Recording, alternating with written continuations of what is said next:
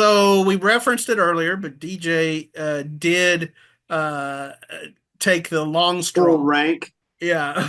Very cool. And she's headed to Gatesville this week, and I figured in honor of, thinking about that lovely press box spread that they have in Gatesville, um, what is your favorite thing to eat at a football game? Oh, I mean, barbecue is always really good. Hard to go Um, wrong with some good um, barbecue. I had the first time I went to a Lorena game, they had these like ham and cheese sliders. And I was like, I'm still savoring those even like 3 years later. I I don't know who remember made because them. you had been on a Bush's chicken kick, and you were like, Yeah, I just want something else I just different. want something else, like I want something like So the ham and um cheese slider spoke to you. yeah, I want something at the caliber of like the Big 12 Women's Championship tournament before they moved to T-Mobile. Because the catering budget for the women's championship was a lot better than the men's I simply remember because that. their You like venue go over the wasn't as women's nice. and they'd have really good food, and yeah, I remember that. Yeah.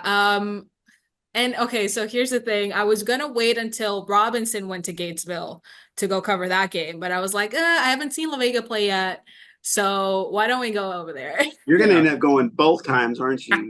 Probably. Greedy, Yeah. That's a Yeah. twofer. Chad, what greedy. do you say? I always go back like to the good, the can't go wrong sausage wrap, a good tortilla.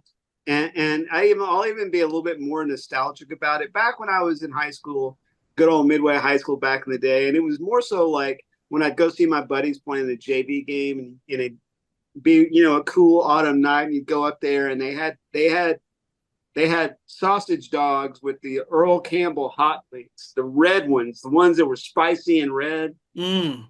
and that was just a wonderful thing to remember, and those kind of stayed with me all those years, as good food tends to do. Another thing that I'll mention, once upon a time, my good friend Woody Rogers, who passed away last year. Woody's daughter Sarah played with my sister on Midway All Star team that won the Little League World Series, and then that later that fall, I had just got a Frito pie, and I ran into Woody at a Midway football game, and I said, Woody, we tend to meet up at a lot of concession stands, don't we? So a little Frito pie on a Friday night never hurt anything either.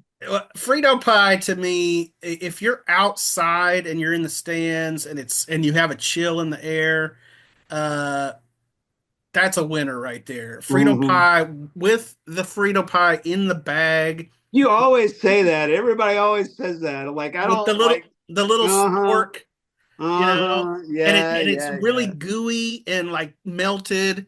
Yeah, that's pretty good stuff. Got to have some jalapenos on it too. Here's what I'll say. Um, for the most part, there are some exceptions to this rule, but I feel like pizza and tacos, like tacos or fajitas, are hard to screw up.